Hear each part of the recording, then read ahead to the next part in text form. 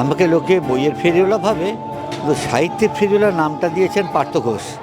এবছরের ৪৮তম কলকাতার আন্তর্জাতিক বইমেলাতে এসে আমরা বেশ কিছু ভিন্ন ভিন্ন চিত্র দেখতে পেলাম এবং বেশ আকর্ষণীয় বটে। একদিকে দেখলাম আমরা ভাষানগর থেকে আসা বাড়ির ফেরিওয়ালার যে বইয়ের স্টল, সেই স্টল।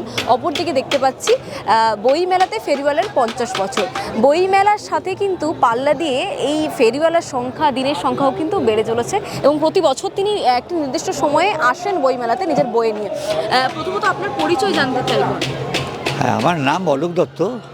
আমাকে লোকে বইয়ের ফেরিওয়ালা ভাবে, কিন্তু সাহিত্যের ফেরিওয়ালার নামটা দিয়েছেন পার্থ ঘোষ, পীযূষকান্তি সরকারের সঙ্গে নিয়ে।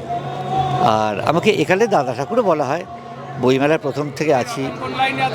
আর এই ৫০টা শুনে একটু ধাঁধা লাগছে, দেখে ধাঁধা লাগছে। বইমেলা ৪৮তম, অথচ ৫০ কেন?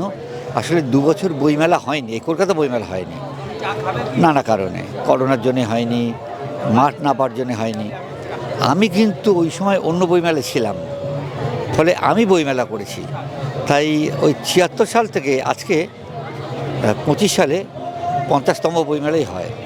এই যে আপনার বইমেলাতে যে ফেরিওয়ালাগিরি করছেন, আপনি ফেরিওয়ালার বইয়ের ফেরিওয়ালা নিয়ে বেরিয়েছেন, সেই বইগুলোতে লেখা গল্প কিংবা কবিতা কার লেখাকার?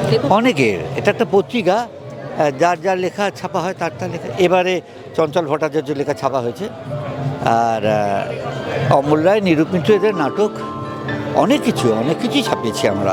বহু কিছু ছাপিয়েছি, বহু জনের। সাধারণ মানুষ কতটা পছন্দ করে? হ্যাঁ, অসাধারণ মানুষেরও পছন্দ করেন। বই আর কতজন পড়ে? এত কম লোক পড়ে, যারা পড়ে তারাই অসাধারণ। ফলে বই নিচ্ছে অসাধারণ লোকেরাই।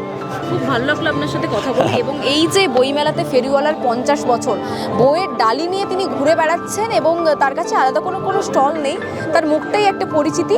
এবং ৪৮তম যে আন্তর্জাতিক কলকাতার বইমেলা আমরা দেখতে পাচ্ছি, তার থেকে তার ফেরিওয়ালি করে ঘুরে বেড়া বই নিয়ে সময়ের সংখ্যা কিন্তু অনেকটাই অধিক, ৫০ বছরে পড়েছেন। এবং এবছর হয়তো অন্য কোনো লেখকের লেখা বই নিয়ে বইয়ের ফেরি করতে বেরিয়ে পড়েছেন ৪৮তম কলকাতার আন্তর্জাতিক বইমেলার অলিতে গলিতে। বাংলা হাটের আরও খবর দেখতে নজর রাখুন। বাংলা খবর মানেই বাংলা হাট।